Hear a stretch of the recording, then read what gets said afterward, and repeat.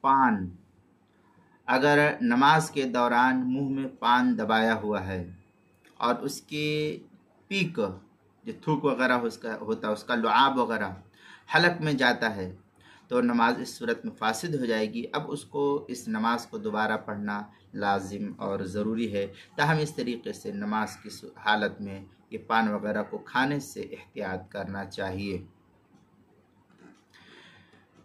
فتاوی شامی کے اندر ہے وَلَوْ أُدْخِلَ الْفَانِيَ أَوِ السُّكْرُ فِيهِ وَلَمْ يَمْزَغْهُ لَكِنَّ يُصَلِّي وَالْحَلَاوَةُ تُصَلِّي إِلَى جَوْفٍ تُفْسِدُ صَلَاتُهُ۔ اس طریقے کے الفاظ جو ہے در مختار مع شامی جلد نمبر 1 صفحہ نمبر 623 باب ما يفسد الصلاح وما يكره فيها جو HM سعید کراچی کا چھپا ہوا نسخہ اس کے اندر۔ البحر الرائق جلد نمبر 2 صفحہ نمبر 11 باب ما يفسد الصلاح وما يكره فيها جو HM سعید کراچی کا چھپا ہوا نسخہ ہے۔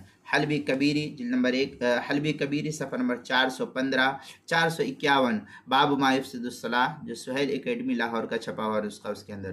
فتح القدیر جلد نمبر 1 صفحہ نمبر 359 باب ما یفسد الصلاح وما یکرہ فیہا جو مکتبہ رشیدیہ کوئٹہ بلوچستان کا چھپا ہوا نسخہ ہے۔ فتاوی ہندیہ جلد نمبر 1 صفحہ نمبر 102 الباب السابع فی ما یفسد الصلاح وما یکرہ فیہا جو مکتبہ رشیدیہ کوئٹہ کا چھپا ہوا نسخہ اس کے اندر۔ اور مزید ہے اسی کے اندر فی حکم الفانیت التنبول اس طریقے کے الفاظ جو ہے فتاوی ہندیہ ہی کے اندر لکھے ہوئے ہیں۔